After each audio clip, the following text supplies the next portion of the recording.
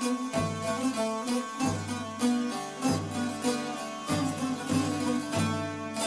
and welcome to the Majlis podcast, Radio Free Europe, Radio Liberty's current affairs talk show focusing on Central Asia.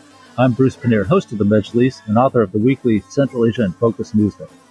Kazakhstan held parliamentary elections on March 19th, the latest step in what Kazakh President Qasym-Zhomart Toqaev says is part of the process of creating a new Kazakhstan. But the old problem of labor strikes and labor disputes remain. And when unemployed oil workers from the western city of Zhanaozen made their way to the capital Astana on April 9th, Kazakh authorities dealt with the issue in the same old way. What do the recent demonstrations in Astana tell us about new Kazakhstan? To discuss all this, I am joined by Assel Tutumlu, lecturer at the Department of International Relations and Political Science at Near East University in Nicosia, and Luca Anceschi, professor of Central Asia Studies at Glasgow University. Thank you both for being on the program. And Assel, let's start with you. What can you tell us about what happened with the Zhanaozen oil workers who came to Astana? What did they want, and how did officials respond? Well, it's not the first time that they are coming. Last year, they were also organizing a similar type of action, where they came to the Ministry of Energy and camped there, and the Ministry of Energy managed to solve their problem. Particularly, they arrived on April 10th, not they, but specifically the workers of Berali Mangostau, which is a relatively smaller drilling company, drilling and oil service company, that won the bid from Ozhenmunaygas to conduct operations for a year. They won the bid in August, and it's a relatively kind of grassroots company where the oil workers managed to come together. They bought the new equipment and organized the company, got the license, and they were very happy that in August they were able to get the contract, which was relatively small. It included about 4 different places and equal to about 1 million, if I'm not, over $1 million, $1 million, I guess, operations. And then what happened is that during the new economic year in April, they were informed in March that they've lost the bid. And this particular bid went to their rivals, which is the KSB company and another company that was just recently registered and no one really knew about it. And KSB is a much bigger company, although not as big, for example, as Ozhenmunaygas's own service company. But they won it, and as a result of that, about 180 workers were unemployed. So they decided to go to the Ministry of Energy and do the same thing again, where they would actually camp in front of the Ministry of Energy and try to attract attention so that their problems are going to be solved. Unfortunately, during the first day, nobody from the ministry came out to them. The Minister of Energy basically said that, well, they are doing a hype, so it's all they're trying to attract the hype, and because they are conditions and claims are not necessarily consistent. So the minister basically thought that there is no reason to actually step in there. So indeed, the claims were not necessarily focused. Initially, they wanted to be the initial bid to be revised to see if there were indeed violations or not. And then the second thing, later on, when many more workers joined them the next day, they wanted to get employment in Ozhenmunaygas, which is, as I said, a relatively large company, and it has a waiting list of nearly, according to different sources, including Orda KZ, 9,000 people are on that list to be employed. And then Kazmunaygas representative came out to them saying that, well, we can offer you this employment in KSB, the current company that won the bid, and we can potentially have some other people working in another company, but nonetheless, it didn't really satisfy the workers. And in the evening of April 11th, the security forces, they rounded up people, cleaned up the site, and took them to the police stations. So they were kept at the police stations, and when people in Zhanaozen heard that, about from 1,000 to 2,000 people came out in the central square. They were all organized and peaceful. The reports were happening that a lot of people were also gathering in Uralsk and Aktau to support Zhanaozen workers. And by midnight, the Akim of Mangostau region came out to them and said, we're working on solving the problem. So please, if you can actually leave, and so on. And in the morning of the 12th, different videos started to appear where the Zhanaozen workers are basically saying, okay, we left 10 activists there and we're coming home. The government organized a train ride for them and people were basically dismissed. It was a tense moment because, as usual, government turned off internet in Zhanaozen and in parts of Astana. So people were again preparing for Bloody Kantar events, so deja vu of that. But apparently today, so far, the situation has been handled. Negotiations continue, but at least people are no longer on the squares. So that's what has been happening, and reliving this moment of no information and internet blackout was indeed very terrifying for many people, since Zhanaozen workers were arrested in the evening and nobody really heard what is happening, and information from police forces came relatively late.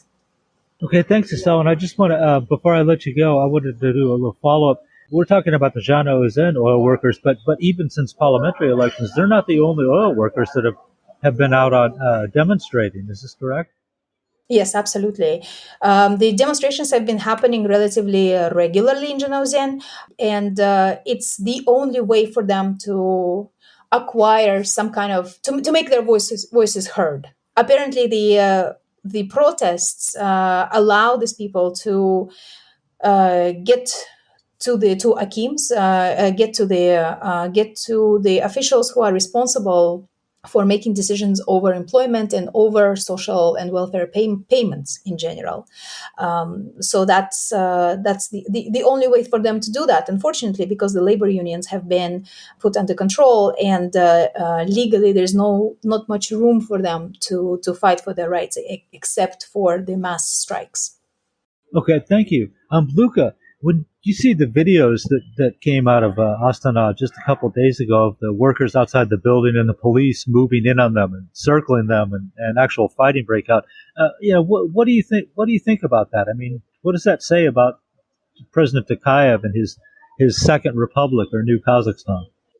Well, he says that pretty much there is no such thing as a second republic, as a new Kazakhstan. Even when Assel was speaking before, this all sounded to me as if we've been there before. And in fact, we've been there before. We've been there before in terms of the protests.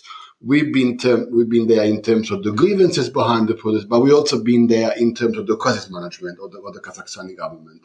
So it is an entire deja vu, which tells me two things. The first one, and obviously they unfortunately both negative for Kazakhstan and the Kazakhstani people in general. The first is that Kazakhstan is a petrostate, because especially within the oil sector, energy sector in particular, labor relations, production relations are now enter a phase of irreversible crisis. So unless some significant change is brought up in the way in which the largesse, the Kazakhstan largesse is managed by the elite, but also it's the way in which the industry itself, it's implemented, operationalized within and beyond labor relations. I think that there is no way back. I mean, this is such a significant part of the economy, which requires such a significant amount of change, that this is a chronic issue now. And so the current model of Kazakhstan energy resource management, the one that was established in Nazarbayev era, in that sense, to me, it has failed. And it's not just now, in the last decade, but we've seen that now the repetition of grievances, the return to people on the square, the fact that, since the Kazakhstani government, both before and after 2019, has completely dismantled the trade union system, has led these people to have to become agent of their own labor. So they the workers are expressing the grievances themselves. I mean, the wholesale import of neoliberal labor relation in the sector is something which has been happening for 30 years now. So I think that model of energy state, petrol state has failed. The second point that listening to Assel, reading what's happening in Kazakhstan, it makes me think that there is no such thing as a new Kazakhstan. Because what we've seen the last 12 months, ever since this moniker was forged, is a very inward-looking regime.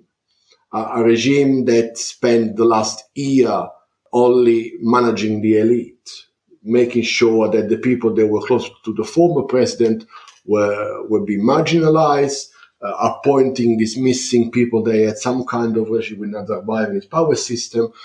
And that was executed fairly surgically with 3 votes. I mean, the constitutional referendum, the presidential election, and less than a month ago, the parliamentary election. So now we have an elite that is entirely and exclusively accountable to Toqaev. That's the only novelty, though. The policies have not changed. The structure of the political landscape has not been modified. The way in which the state interacts with its citizens, this is the idea of the listening state is gone. And in that sense, it seemed to me that we've seen the same Kazakhstan just with a new boss, which in fact isn't even that new because it's been there since the 1990s. So this idea that you can sort of transform the country without really doing any kind of significant change, heavy lifting as well, is becoming very, very much visible now. And the fact that these grievances return and the state responds always in the same time, it makes me think that there is no novelty, and it doesn't really matter if you say you knew. Everyone can see that it's not really new. So, do you have any follow-up to that? Any thoughts on what Luca was just saying?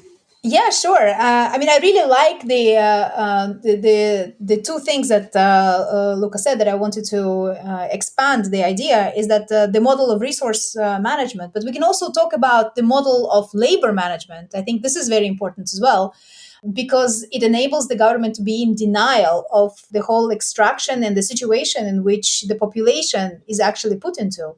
I mean, the bloody events of the January events of 2022 have shown that the majority of population, actually, if you take a look at the mean salary, only gets 50,000 tenge, which is an extremely small amount, and it's impossible to survive with this money, not only in the capital and big cities, but even in small towns.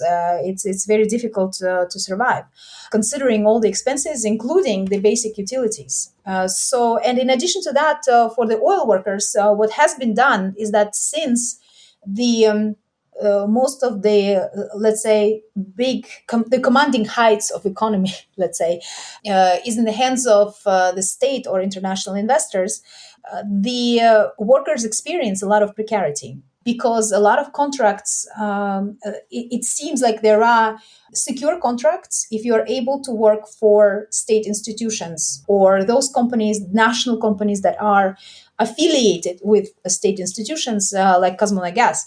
Ozhenmonogas is the subsidiary of Kazmunagas, and as a result of that, Ozhenmonogas, for example, has its own servicing company. And in order to support and create employment, they are basically giving some very minor services and jobs to other companies that are much smaller. And so the other workers who did not manage to get this very nice labor spots, they end up working in very poor conditions, relatively smaller salaries. So, for example, if you're working for Ozhenmonogas, your salary would be like 1 million, and you have all kinds of benefits. You can send the kids to various camps and stuff like this. And the workers in these particular smaller companies, they not only get the smaller salaries, but also their contracts are very predatory, where they cannot really leave, they cannot take vacation. They receive much smaller salaries, and they have to find jobs. When one contract When one company loses contract, they have to basically go to another company and look for, take whatever job that comes their way. And so that's part of the reason why the workers that came over were so much against the proposal of Kazmunagas to basically transition to another company, because that's not going to solve their problem. A year from now, when there is another bid, they will then be in the same situation. And it also explains why workers from the company that won the bid, Kesbi, were also supporting the Berali Mangostau company, the workers that were actually protesting, because they all understand that they're in the same condition. So there has to be a kind of a systemic decision over the model of labor management, where people get very transparent, at least transparent and equal opportunities for labor that is done with the same quality or for by different companies, but of the same quality. We unfortunately don't really have that, and it's really kind of a wild market out there that really kind of divides the labor with co-opts the labor, certain labor who manage to get positions in national companies versus those who are outside. And that really, really establishes awful conditions. Another thing that I wanted to talk about is the new Kazakhstan that Luca mentioned, that it's actually a fake notion. And I think it has been, many people recognize that new Kazakhstan doesn't exist after the way government handled January protesters, where torture, violence, death has been a regular and a natural thing. So that's crisis management technique that uses law enforcement, kind of fear tactic, pressure is nothing new, especially for districts in Western Kazakhstan that has experienced and practiced the strikes for quite a long time, and not only strikes, but forms of public organization to claim, to basically put the claims out on the table. It was so surprising to see how, for example, the government workers actually reacted to the strikes, pointing them out as, or presenting them as kind of lazy people, as people who do receive a lot of money, and why are they actually protesting? Because their salary is relatively high. And unfortunately, this is not very, this tactic of divide and rule is not going to actually, again, solve or do anything well for the region. So instead of actually conducting a kind of systematic changes and reforms in labor management and labor regulations, they prefer to basically demonize the workers and present them as people who have very big ambition, and they are too lazy to do something about it, especially since Kazmunagas offered them equal conditions as before. So I think it's very important to understand that what the government is trying to do, and it all is part of this crisis management technique that Luca just pointed out. Thank you. Luca, you had mentioned that they dismantled the unions. And if we go back to Zhanaozen, the tragedy in December 2011, it's been more than 11 years, and it'll be 12 at the end of this year. All right, the government did dismantle the unions, but they just don't seem to be able to resolve this issue. I mean, it goes on and on and on. What are some of the reasons you think that this issue just keeps hanging out there? I mean, it seems like there's never a resolution that satisfies anybody. No, I think that this is something which we've seen across Central Asia, really, where the management of resources currently is understood only as a process that should work for the elite rather than for the people widely understood. And, I can give an example, the fact that you have workers in Zhanaozen going, and protesting on the street at regular intervals, really, that this year, last year, a few more times in the late Nazarbayev era, it tells you that the grievances that they are never addressed. The structure of production not being changed. Is a region that is suffering dramatically the decline of the industry, is a region where there are entire families that for generations had been exclusively involved in the energy industry, and now they seeing this industry being dismantled and sort of by the transformation of the economy, but also by the fact that is now Kazakhstani oil sector is it's a neoliberal instrument in the hands of the government. But also, the region has got serious environmental issues. It's got serious unemployment issues, and it is very poorly managed at local level. So. And it's also very far away. And this is not, from the center. It's not a region where can specialize in all this economic sector because of the geography and the orography of the place. So, has been left out of the development of Kazakhstan. And, but see, there is a repeated failure by Nazarbayev, Toqaev, even in the years of the tandem, if you want to call it 2019, 2022. They never intervened to have a serious plan or transformation of the economy of the Western Kazakhstan Oblast.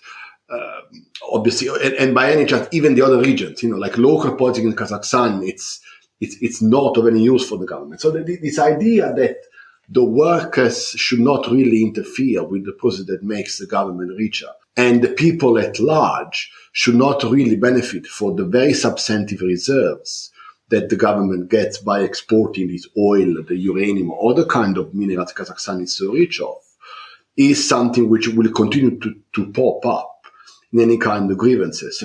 Obviously, the oil workers in Western Kazakhstan have now an established way of protesting and making their grievances heard. They go onto the street, this time they even traveled to Astana. They must have been exasperated. But I am sure that, there is a significant, the proliferation of micro protests and micro, if you want, little sort of fights that emerge in Western Kazakhstan for very localized issue. But you only need to have a look at the local papers. The local papers, they always report some kind of minor demonstration or local fight to change one or the other issue. So there is an issue of marginalization, not just geographically or culturally, but actually socially and economically of Western Kazakhstan. And it's something which is problematic because that's a region that contributes more significantly to the economy. So it's the persistence of these problems and the government's sustained failure in addressing them that has not changed, does not alter the balance of the situation. So there is a disenfranchising. The people feel disenfranchised.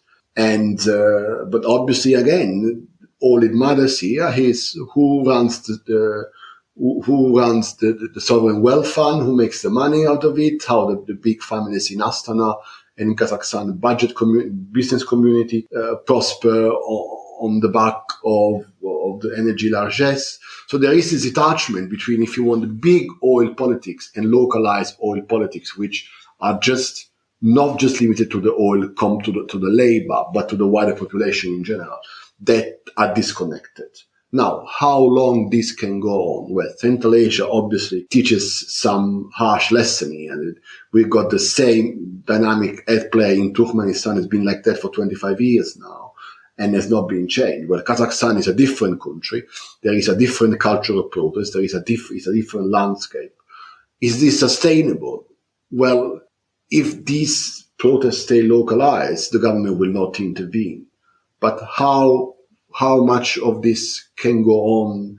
How often can these protests be repeated without seeing another kind of large-scale sort of crisis erupting in Kazakhstan? The problem is always the same. To me, if there is not a serious intervention in the way in which Central Asia, in this case Kazakhstan's energy, is understood and is put into serious policy making, well, we will see this happening over and over again. And the fact that you have a supposedly new regime reacting exactly the same way the old regime did, so, shutting down the internet, all that kind of repressive playbook. Well, it seemed to me that not only they have not understood the problem, they've not understood how to solve the problem. So let's go to you. I mean, I'm endlessly curious about this whole thing. Now, I can understand that the oil workers have pretty much a legitimate grievance here. It would be fair to say that the new city of Astana was built from the oil money that they got from Western Kazakhstan. And yes, anyone that drives through Western Kazakhstan will see it's kind of a, still poverty-stricken, underdeveloped area in Kazakhstan. And these strikes keep coming up and up again. And this kind of echoes the question I asked to Luca, but what is the problem with trying to develop some kind of policy to deal with this? I mean, we had, I think it was the deputy prime minister of Kazakhstan who almost echoed something Nazarbayev said a few years ago. When the oil workers were outside the energy ministry, he just basically said, what's their problem? That's just the way it goes. Why do we have to give them work? And it reminded me of Nazarbayev saying, why do these people want their loans forgiven? Let them buy 2 cows and get milk or something like that and sell that. And why are they asking the government for money? So that's it. What is the problem with developing a policy for these workers out there and failure to see that they have legitimate grievances? Well, it's a great question. And I think the answer lies in the structure of political economy in Kazakhstan. The problem why we consistently over the years cannot necessarily resolve the problem of not only oil workers, but as Luca pointed out, a kind of a larger model of resource management that benefits the elites is because elites, unfortunately, are in charge, or the financial industrial groups are actually in charge of the decision-making process. Not only informal decision-making process, but also very frequently formal decision-making process. So, for example, these companies actually offer the legal drafts. So it's not necessarily written by our deputies. Our deputies frequently read the drafts that were presented by lobbyists of these companies. We also know that some deputies, for example, openly lobby interests of different financial groups, either because they are affiliated with them or because they find it expedient at this particular moment. And so that's why regular people, they don't necessarily have the opportunities to influence the political process outside elections and even during elections. And I think this is what has been especially devastating to many observers, especially at home in Kazakhstan, is that neither the constitutional referendum, presidential or parliamentary elections went in any different way.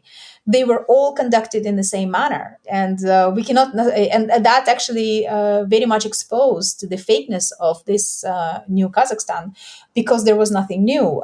Even though the independents were eligible to run, unfortunately there were so many violations that basically none of them ended up in the final lists and in the parliamentary elections in the parliament. So for many people, they feel that there is absolutely no way, no institution, no person to speak on their behalf, no political party. And as a result of that, the only way that they can actually express their opinion is through protests and pickets, either individual, because only individual pickets are now allowed, or basically to allow, or through the mass protests and strikes. And in that sense, the labor management model can change only if the strikes are massive. And I think Zhanaozen, the oil workers in Zhanaozen understand that if they suspend production, if they, for example, stop working for a certain amount of time, days, and so on, then they attract attention. Then it becomes a problem. And as you can see here, in this case, they didn't go to Kazakh, who is basically who organized the bid, a company which organized the bid and hired their rivals. They went directly to the Ministry of Energy because they know that the Ministry of Energy will be able to solve their problem by either increasing the volume, as they've done before last year, and giving more orders to Ozhenmonogas. And so the workers received not only compensations, but salaries and relative stability, but only for a year. Or they, as they hoped for, the Ministry of Energy can potentially assist them in employment. So that's why there is, it's a very kind of pessimistic and negative outlook. Why we don't necessarily see the policy reform, because again, it's very much hijacked by special interests, which unfortunately lie too close to the regime in power. Luca, the Oxford Society, for instance, has this protest tracker, and it's curious that the number of protests, even among oil workers in Kazakhstan, but generally among workers in Kazakhstan, has increased substantially since Toqaev came in. Any thoughts on why that might be true? I mean, are they just sick of this and they're finally ready to break, or they see that him being the president now marks some transition point and now's the time to make a move? No, I would say that the number of protests had intensified, it became more frequent because the situation is becoming unbearable.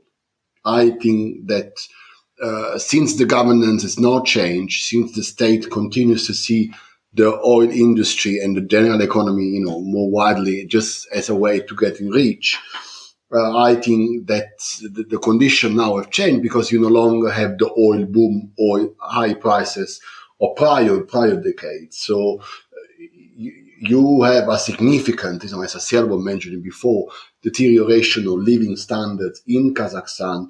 The Nazarbayev dream is over. You could see it when you visit.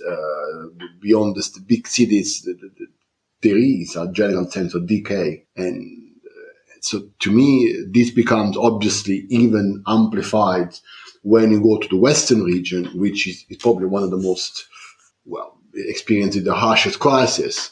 So I think that there is the correlation is between the deterioration of the economic standards of the country and deterioration and the fact that these workers would like their voice to be heard. And as I mentioned before, the fact that now understand that it's the state that deals with the grievances. So they bypass completely the companies and went straight to the Ministry of Energy. And which tells you that there is in the mind of the people the attribution of responsibility to state structures. So there is not intermediaries who have been, say, well, this is because of the company, blah, blah, blah, or because it is because of the state. So in that sense, this is an indication of the maturity of the Kazakhstani people at large, or the oil sector in particular, that they recognize that it's the state that should fix their issues.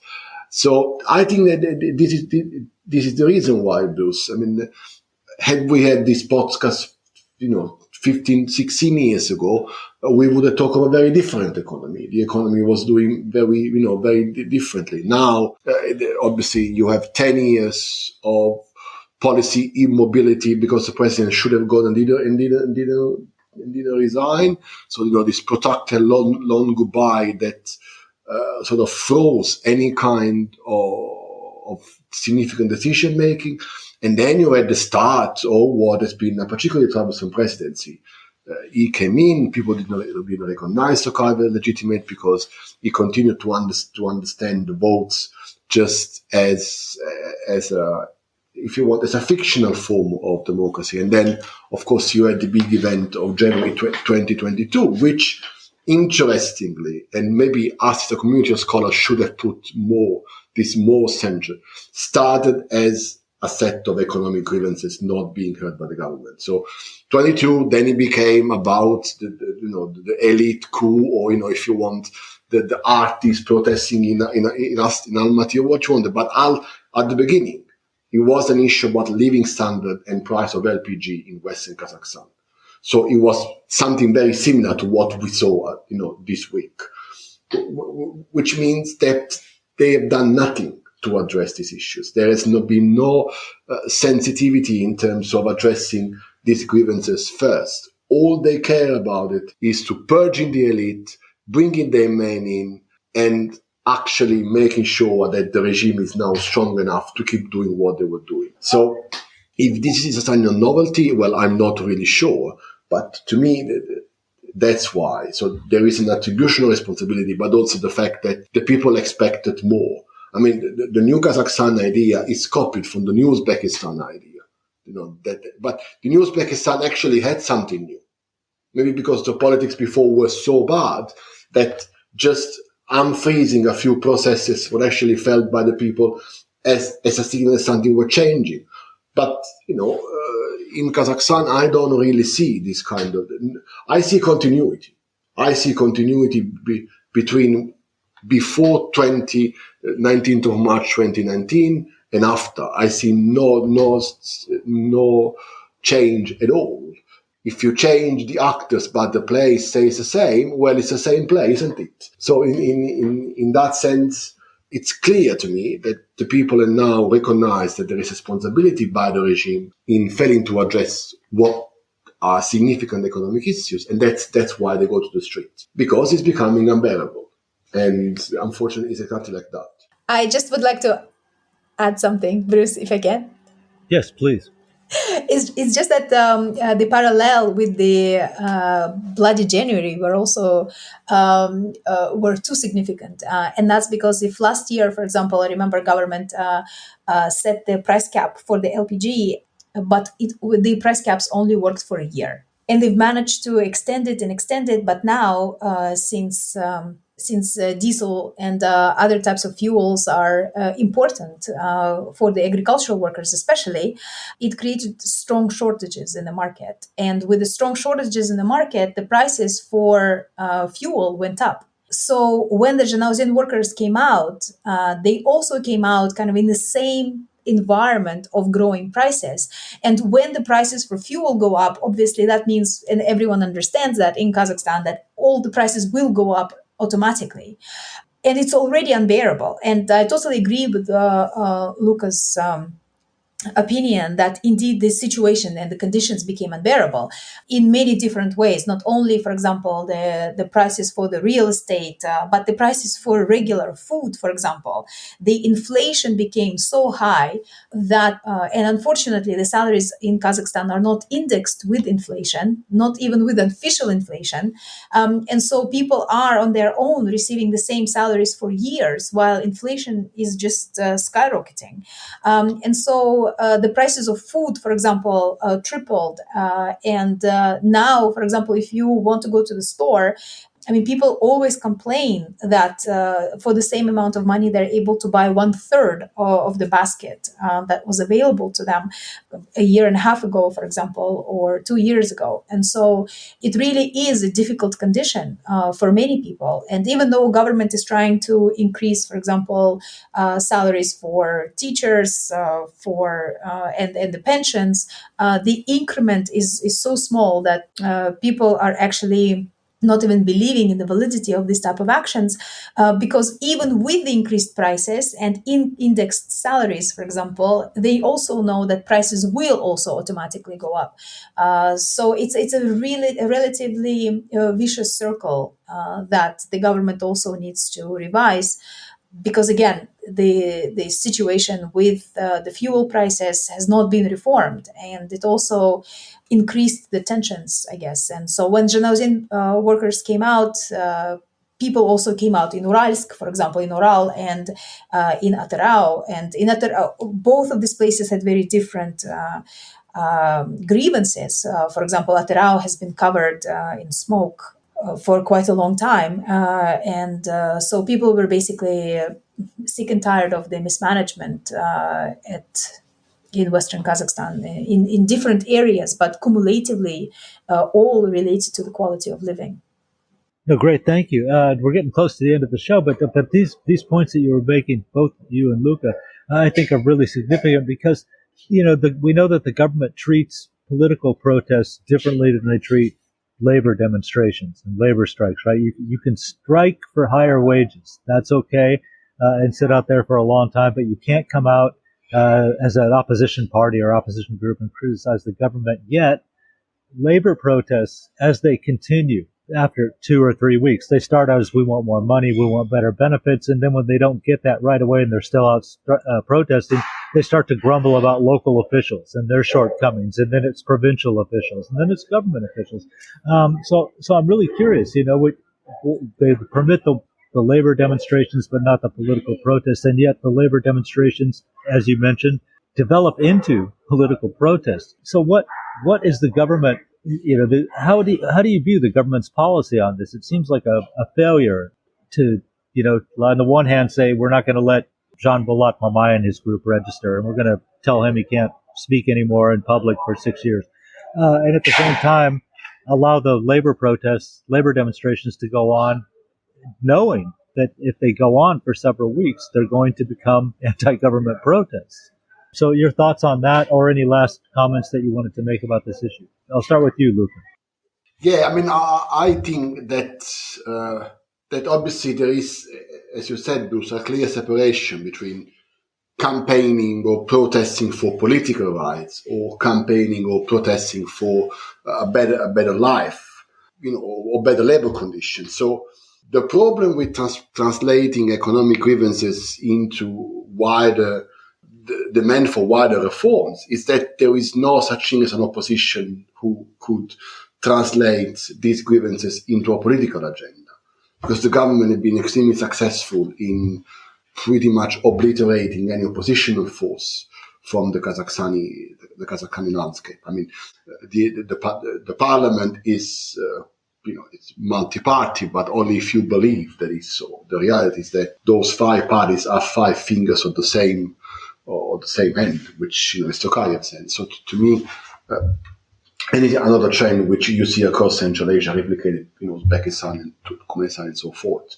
So I don't really think there is anyone who can become the political champion of the rights of those workers. And I mean, and again, the fact that trade unions can be so heavily crushed by the government, and now that the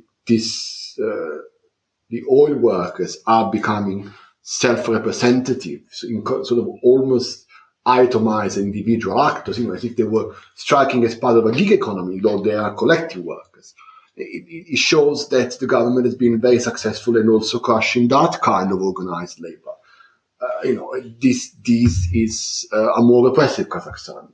You saw it, you mentioned people have been sort of given suspended sentences. There are journalists given 15 days of detention for just saying the truth. This has been intensified very much so after the pandemic, but even more so after the 2022 events. So I would say that there is the possibility for confrontation, but I think that we will see that we will hear about these protests more and more. But I don't really think that there is a possibility of having or seeing the rise of a political movement that embodies, champions these instances and formulates a wider agenda that the people of Kazakhstan can coalesce in. That wasn't certainly the case in 2022. Whatever my colleagues think, I don't think that was the case.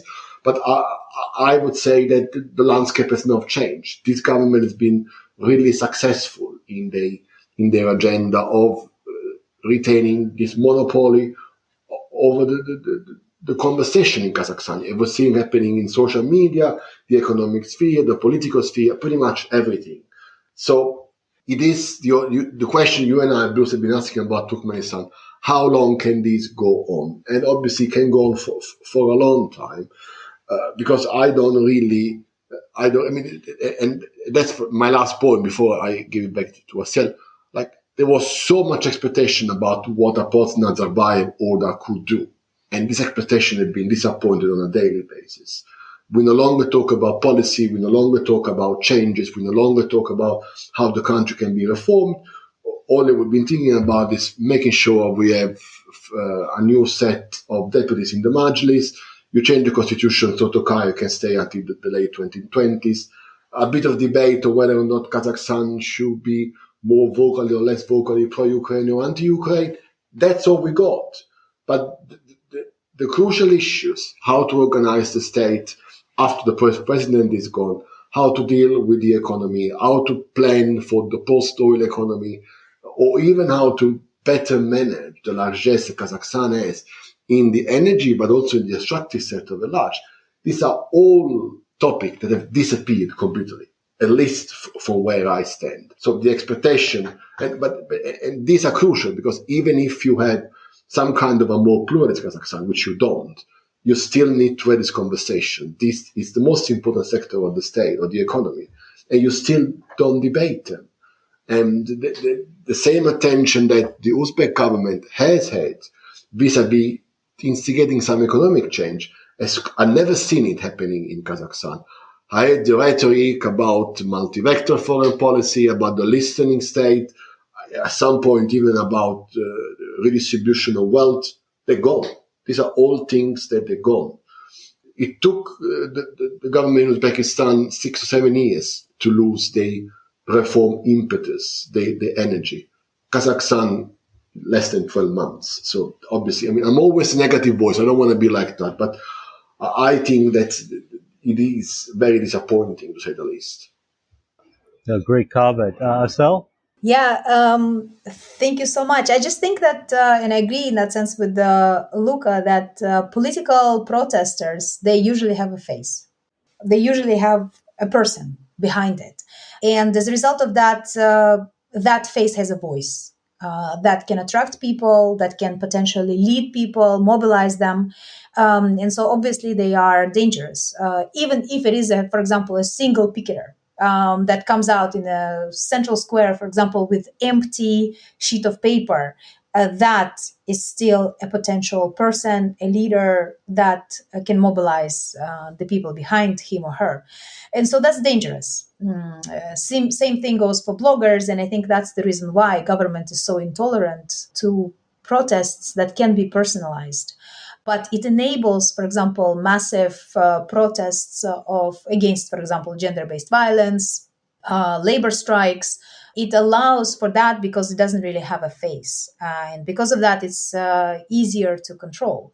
And also it's easier to kind of frame these protests as specific people, for example, specific oil workers who have been too spoiled with their salaries that they don't necessarily want to work for an alternative that government is offering them, for example, or specific women that have been so disgruntled instead of having children and raising children at home, they have nothing else to do but to go, for example, and protest for their rights. So this type of impersonal, let's say, protests are not necessarily very antagonist, are very dangerous to the regime, and they can be easily co-opted. They can be certainly framed, and also government is able to silence their voices with alternative information fallout.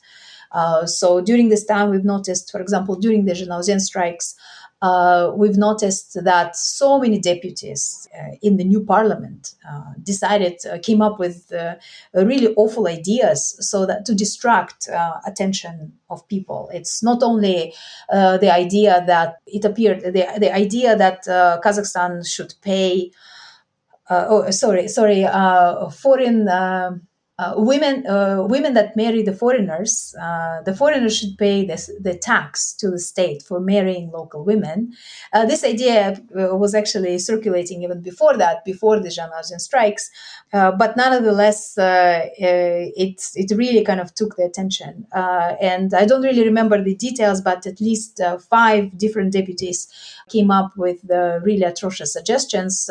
And it was, again, the tactic of the government to basically dissipate and divide attention of people away from the tragedy that was actually happening in front of the Ministry of Energy, where people were rounded up and taken to police stations. So, and I agree with Luca that the depersonalized protests will probably continue, but the political opposition with the voice and the face and the personality will probably be severely punished. And we have seen that even the former Majlis member was actually, who wanted to come over and talk to the workers, was arrested for 15 days just because the government was so much afraid, or the regime, let's say, not the government only, but the regime was very much afraid that he may instigate some kind of support behind him, as well as bloggers such as Mukhtar Tayjan and Jean-Bulat Mamay was also, as we know, the court prohibited him from participating in any political activities for 6.5 years. And Mukhtar Tayjan was also sentenced to 15 days as well. So all of that implies that if you are an unknown politician, it would be easier for these people to engage in kind of political action than a person who has a recognized identity. And without the systematic reforms, I think this type of strikes and protests will continue. Great, thank you. And I know we could talk a lot more about this, and I have a feeling we will be talking about this again probably pretty soon. But I do want to thank you, Assel, and thank you, Luca, for being on the program. Of course, a big thank you to Nathan Shoemaker. He's our Mejlis podcast producer in Washington, D.C. And on that note, I will say goodbye and have a good week, and we will be back next week with more on the Mejlis podcast. Take care.